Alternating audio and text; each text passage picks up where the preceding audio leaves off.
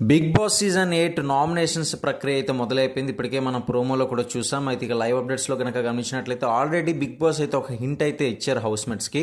గెలవాలన్న కోరికని రగిలించండి అంటూ ఆ యొక్క ఫోటోలు ఏదైతే ఉంటుందో అగ్గిలో వేసి నామినేట్ చేయమని చెప్పారు. మరి ఇందులో భాగంగా రగిలించండి అని ఒక హింట్ ఇవ్వడం అంటే నామినేషన్స్ అనేది రచ్చ మామూలుగా ఉండకూడదు అని ఒక రకమైన ఇండైరెక్ట్ స్టేట్మెంట్లో అయితే ఉంటుంది అది.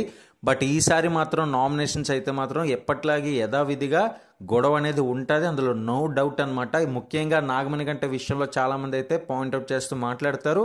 నాగమణిగంట కూడా తన బాడీ లాంగ్వేజ్ని షేమ్ చేసిన ప్రతి ఒక్కరికి కూడా టార్గెట్ చేస్తూ నామినేట్ చేయడం జరుగుతుంది.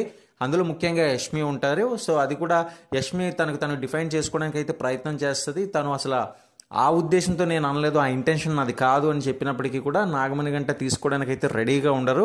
బట్ అది నామినేషన్స్ అనేది జరిగే ప్రక్రియలో భాగంగానే నామినేట్ చేసేస్తారు. ఇంకా నా ఇష్టం అన్నట్లుగా ఉంటుంది అక్కడ. అయితే ఇక ఫైనల్గా చూసుకున్నట్లయితే సీత కూడా నాగమణిగంట నామినేట్ చేస్తారు, నబేల్ కూడా నైనిక నామినేట్ చేస్తారు, అదేవిధంగా నాగమణిగంట నైనిక నామినేట్ చేస్తారు. నామినేషన్స్లోనైతే మాత్రం నైనిక కంపల్సరీ ఉంటారు. ఇక యథావిధిగా నాగమణిగంట కూడా నామినేషన్స్లో ఉంటారు. ఇప్పుడు మాత్రం మిడ్ వీక్ ఎలిమినేషన్స్ ఉంటే ఎవరు బయటకు వచ్చేస్తారని మీరు అనుకుంటున్నారో కింద కామెంట్ సెక్షన్లో తెలియజేయండి. మరియు లైక్ చేయడం మాత్రం మర్చిపోకండి.